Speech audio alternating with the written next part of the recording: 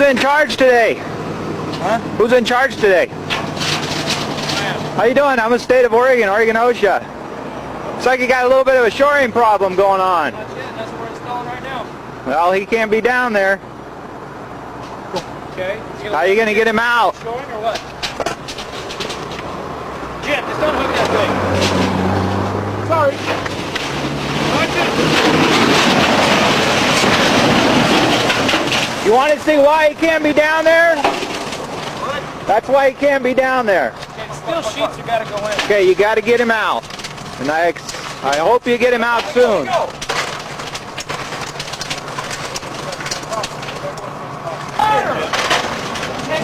Come on.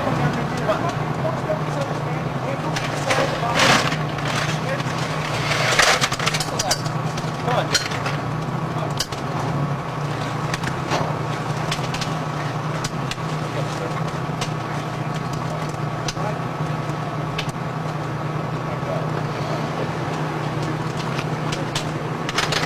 How long you guys been working here? About 3 hours. Okay. How deep are you there? About 21 feet. Please be advised, the scenes you're about to see deal with deaths at construction sites and might be disturbing for some people. All scenes are based on true stories. 5 workers were putting a sewer pipe into the bottom of a trench with a ladder nearby to enter the trench. There was nothing in place to protect the workers inside the trench if the walls collapsed. While the workers were inside the trench, one side began to collapse.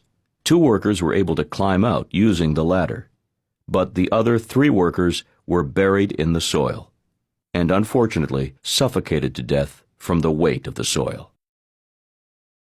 Let's look at the events leading up to this tragic incident and see how it could have been prevented. Employers must follow OSHA rules to protect workers in trenches. However, here, the employer did not follow OSHA's rules, which led to these workers losing their lives. Let's go over the main points of OSHA's rules for trenches to see how to keep workers safe. All trenches must follow OSHA's rules. 1 cubic yard of soil can weigh as much as a car, nearly 3,000 pounds. So unless the trench is cut entirely into stable rock, protection against cave-ins must be used for all trenches more than 5 feet deep, or for any trench that shows signs of cave-in. Before workers can do any work in a trench, a competent person must conduct an inspection to identify and remove any potential hazards. A competent person is someone who can recognize hazards in the area and who has authority to take quick actions to eliminate the hazard, which may include temporarily stopping the work. Inspections must be performed at the start of every shift, after a rainstorm, or whenever conditions change. The competent person must also test the soil in a trench. OSHA requires at least 1 test by looking at the soil and at least 1 test by hand. If a person knows the soil types, they can pick the right protective system to keep workers safe when they're in trenches.